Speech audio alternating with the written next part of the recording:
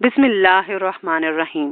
حضرت ربی بن زیاد اپنے کامیاب لشکر کو لے کر سرزمین سجستان میں داخل ہوئے۔ پے در پے قلعے لشکر اسلام کے گھوڑوں کی سموں کی تاپ سن کر آپ کے قدموں میں یوں گرنے لگے جیسے موسم خزاں میں تیز آندھی سے درختوں کے پتے گرتے ہیں۔ امن کے متلاشی شہروں اور بستیوں کے باشندے سرنگوں ہو کر آپ کا استقبال کرنے لگے کہ کہیں ان کے چہرے تلواروں کی زد میں نہ آ جائیں۔ اسی طرح علاقے فتح کرتے ہوئے آپ سجستان کی دارالحکومت زرنج شہر تک پہنچ گئے۔ یہاں دشمن نے لشکر اسلام کے مقابلے کے لیے بہت زیادہ تیاری کر رکھی تھی۔ لڑائی کے لیے لشکر جرار ترتیب دے رکھا تھا۔ مقابلے کے منتخب شہ سواروں کو مقدمہ جیش میں رکھا۔ دشمن نے اس بات کا پورا اہتمام کیا ہوا تھا کہ دارالحکومت کو مسلمانوں کی یلغار سے محفوظ رکھا جائے اور اس کا پوری طاقت سے دفاع کیا جائے، اور سجستان کی دارالحکومت پر مسلمانوں کے حملے کو پسپا کر دیا جائے گا، خواہ اس کے لیے کتنی ہی قیمتی جانیں کیوں نہ قربان کرنی پڑیں۔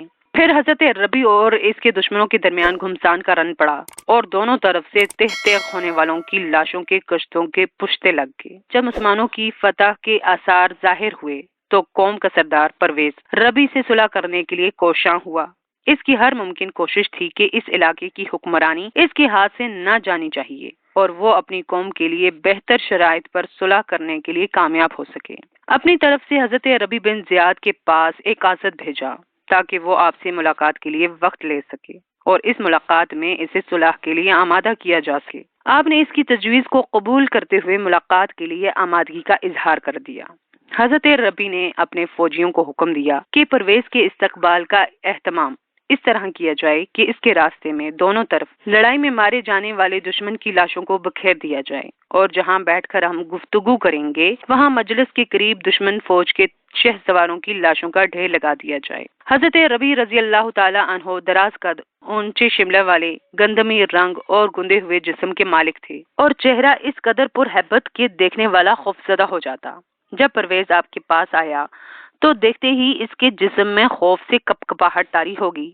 اپنے قریب لاشوں کا ڈھیر دیکھ کر مارے خوف کے اس کا دل بیٹھنے لگا۔ حضرت ربی کے قریب آنے کی اس میں ہمت نہ ہوئی۔ وہ اتنا خوفزدہ ہو گیا کہ وہ مسافہ کے لیے ایک قدم آگے نہ بڑھ سکا اور چند قدم دور ہی سے ہکلاتی ہوئی زبان میں یوں گویا ہوا کہ علی جناب، میں آپ کی خدمت میں صلح کے لیے حاضر ہوا ہوں، اور اس موقع پر 1000 غلام اس شکل میں پیش کرتا ہوں کہ ہر ایک غلام کے سر پر سونے کا ایک پیالہ ہوگا۔ حضرت ربی نے اس کی پیشکش کو قبول کرتے ہوئے مصلحت کر لی۔ دوسرے دن حضرت ربی بن زیاد اپنے لشکر جرار کے ساتھ تکبیر و تحلیل کا دل آویز ترانہ لپتے ہوئے شاہانہ انداز میں شہر میں داخل ہوئے۔ یہ دن مسلمانوں کے لیے بڑا بابرکت دن تھا۔ حضرت ربی بن زیاد مسلمانوں کے ہاتھ میں ایک شمشیر براں تھے جس کے ذریعے سے مسلمان دشمنان خدا کو تہ تیغ کرتے۔ حضرت ربی نے مسلمانوں کے لیے بے شمار شہر فتح کیے، بہت سی ریاستوں کو سرنگوں کیا۔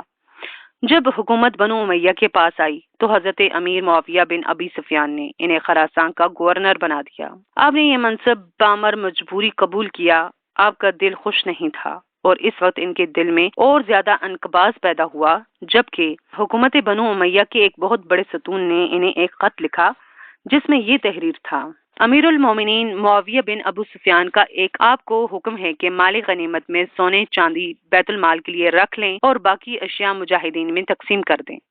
آپ نے اس کے جواب میں خط لکھا جس میں یہ تحریر تھا: میں نے اللہ کی کتاب میں اس کے بالکل برعکس حکم دیکھا ہے جو آپ نے امیر المومنین کی جانب سے مجھے دیا ہے، لہٰذا امیر المومنین کے حکم پر عمل نہیں ہو سکتا۔ پھر آپ نے مجاہدین میں منادی کرا دی کہ آؤ اور اپنے حصے کا مال غنیمت لے جاؤ، اور مال غنیمت کا 5واں حصہ بیت المال کے لیے دارالخلافہ دمشق روانہ کر دیا۔ جمعرات کے روز حضرت ربی کو یہ خط ملا اور دوسرے روز آپ سفید اجلے کپڑے میں جمعے کی نماز پڑھانے کے لیے نکلے۔ خطبہ جمعہ ارشاد فرماتے ہوئے کہا: لوگوں میں زندگی سے اکتا گیا ہوں، میں آج ایک دعا کروں گا، تم سب آمین کہنا۔